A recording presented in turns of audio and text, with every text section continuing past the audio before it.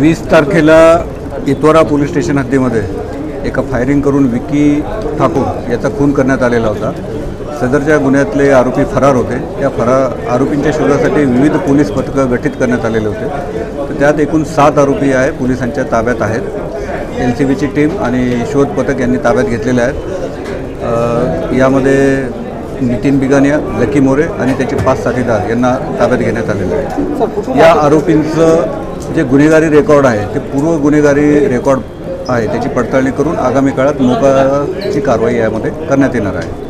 सदरचे आरोपी नांदेड परिसरातून ताब्यात घेण्यात आले आहेत। फायरिंगच्या घटना घडत आहेत, यासाठी नेमकं काय पाऊल उचललं? फायरिंगच्या घटनाच्या अनुषंगाने रेकॉर्डवरचे जे गुन्हेगार आहेत, एकूण 68 गुन्हेगार आहेत नांदेड जिल्ह्यामध्ये की ज्यांनी गेल्या 5 वर्षामध्ये कुठे ना कुठे फायरिंग केलेलं आहे किंवा त्यांच्याकडे शस्त्र सापडलेले आहेत। त्या सर्व आरोपींकडे आपण तपासणी करत आहोत।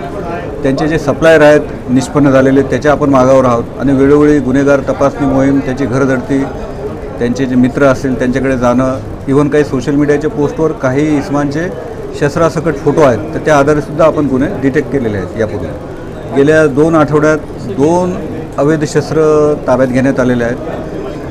ॲडिशनल SP भोकर यांच्या पथकाने 1 शस्त्र ताब्यात घेतलेलं आहे आणि LCBच्या टीमने 2 आरोपी पकडलेले आहेत, त्यांच्याकडून सुद्धा शस्त्र जप्त करण्यात आलेले आहे। या आरोपीकडून शस्त्र काही जप्त झालं? आरोपींना ताब्यात घेतलेलं आहे। अटकेची कारवाई होईल। तपासानंतर त्यांनी ते शस्त्र कुठे आणले, कुठून आणलेत, ते कुठे ठेवलेले आहेत, कुठे लपवलेले आहेत याचा तपास केला जाईल। कालच्या घटनेमध्ये काल एक आरोपी 302चा जो फरार होता त्याला पोलीस पथक ताब्यात घेत असताना पळून जायचा प्रयत्न करत होता आणि पोलिसांवर हल्लाही करायचा प्रयत्न केला, तर फायरिंग करून त्याला ताब्यात घेण्यात आलेलं आहे। आणि जे इसम त्याला मदत करत होते दुचाकीवर पळून येण्यामध्ये आणि त्यातले 2 जखमी आहेत ते सुद्धा पोलिसांच्या ताब्यात आहेत।